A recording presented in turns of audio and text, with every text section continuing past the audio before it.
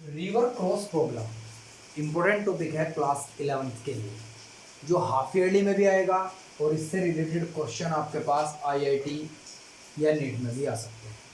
जरा ध्यान दीजिएगा, रिवर क्रॉस प्रॉब्लम में क्या है। अगर आपको एक रिवर क्रॉस करनी है और रिवर का जो फ्लो है उसकी स्पीड आपने मान ली वो v2 वेक्टर है, और रिवर का फ्लो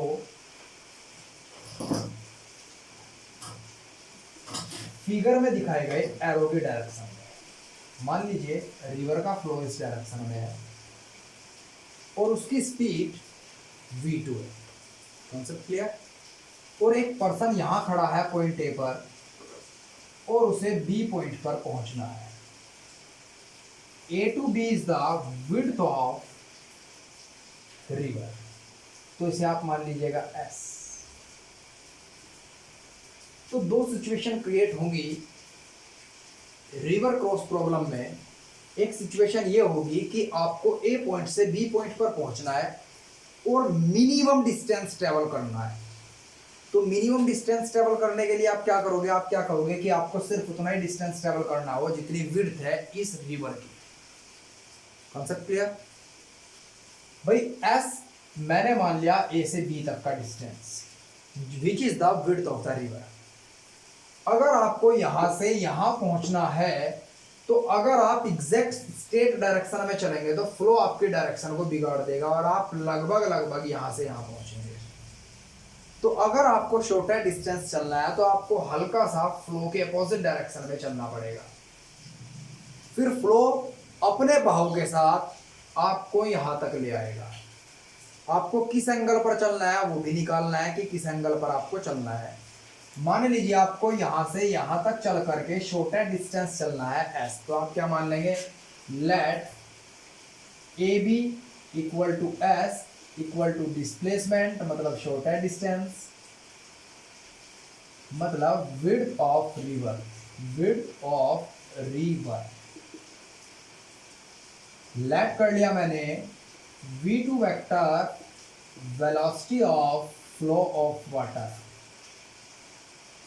फ्लो ऑफ वाटर और मैंने मान लिया v1 vector velocity of person जिसे रिवर क्रॉस करनी है। तो उस पर्सन को कम से कम एक थीटा एंगल पर इस साइड चलना पड़ेगा, तब जाके वो शॉर्टर डिस्टेंस ट्रेवल करके यहां तक पहुंचेगा। Concept clear. मैंने मान लिया उस पर्सन की वेलोसिटी v1 वेक्टर है और रिलेटिव वेलोसिटी जो आई वो v वेक्टर है।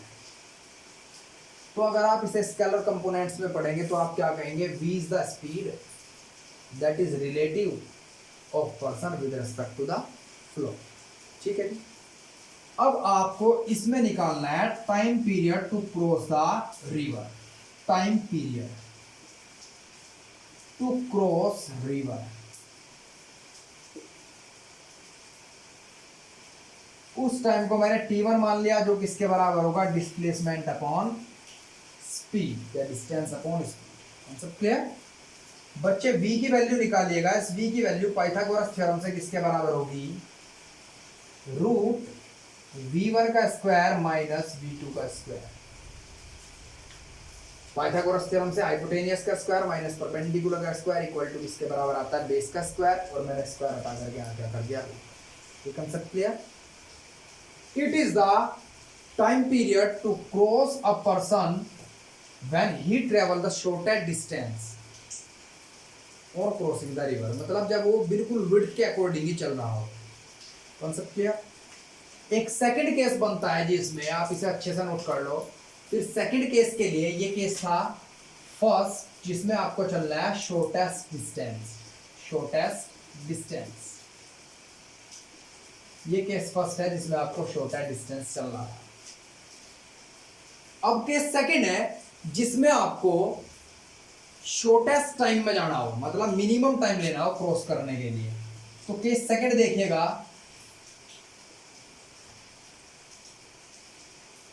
फॉर मिनिमम टाइम, टाइम जब मिनिमम लगे। मिनिमम टाइम के लिए काम कीजिए, आप फ्लो के साथ साथ निकलिए। जब आप फ्लो के साथ साथ निकलेंगे तो आपको वक्त कम लगेगा, तो आप थीटा एंगल इस तरफ पहुंचेंगे। यहां कॉन्सेप्ट क्लियर? मैंने मान लिया पर्सन टारगेट तो करेगा इसी पॉइंट को, लेकिन फ्लो से कर देगा यहां तक। ये एंगल थीटा मान लिया मैंने, ये angle theta. Concept clear? It is the velocity v1 of the person and v2 is the velocity of flow, same as। कोई दिक्कत? अब पर्सन कहां पहुंचेगा? यहां से यहां पहुंचेगा मिनिमम टाइम में। ये पॉइंट C मान लिया और B से C तक की दूरी को मैंने x मान लिया। क्या मान लिया जी? BC is equals to x। कोई दिक्कत? अब देखिए जरा ध्यान से समझिएगा। अब आपको मिनिमम टाइम लगेगा, तो time period to cross river, उसे आप मिनिमम टाइम को T2 मान लीजिएगा, जो किसके बराबर होगा? Total distance. टोटल डिस्टेंस किसके बराबर होगा? ये डिस्टेंस टोटल है, जो किसके बराबर है? इसका स्क्वायर प्लस इसका स्क्वायर, उसके ऊपर रूट। तो यहाँ ए पॉइंट ए माना था, तो आपके पास AC डिस्टेंस है और स्पीड किसके बराबर है? यहां से लेकर यहां तक, ये स्पीड आपने v मान ली। AC की वैल्यू निकालिएगा, जो किसके बराबर आएगी आपके पास? AB का स्क्वायर प्लस BC का स्क्वायर। और जो V है वो किसके बराबर होगी? V1 का स्क्वायर प्लस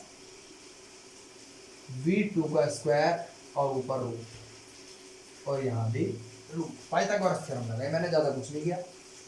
BC की वैल्यू रखिएगा जरा, किसके बराबर आई? AB किसके बराबर है? AB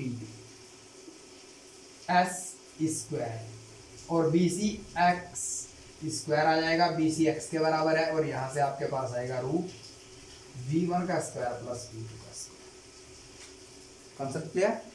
100%। आपके पास जो पहले आंसर था वो T1 टाइम ये था, S जो डिस्टेंस है किसके बराबर आया था? वो V1 का स्क्वायर माइनस V2 का स्क्वायर।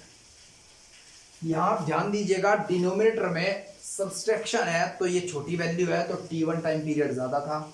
यहाँ डिनोमिनेटर में प्लस है तो डिनोमिनेटर बड़ा हो गया, तो ये वैल्यू कम आएगी, छोटी आएगी। आप कहेंगे सर वहां भी तो केवल s था, यहाँ तो s square plus x square का रूट है।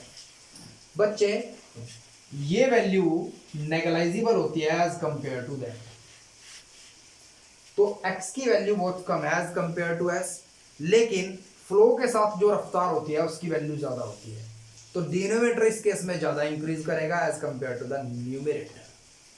और यहां आपके पास कंक्लूजन ये निकलेगा, ये T1 टाइम पीरियड बहुत ज्यादा है as compare to the T2 time period. तो अगर आप फ्लो के साथ साथ चलते हैं तो आपको मिनिमम टाइम लगता है क्रॉस करने में किसी भी फ्लो को। अगर उसके अपोजिट डायरेक्शन में चलते हैं तो आप शॉर्टर डिस्टेंस तो ट्रेवल कर लेते हैं, लेकिन आपको वक्त ज्यादा लगता है। Concept clear? 100% क्लियर? चलो इसे नोट करो जरा।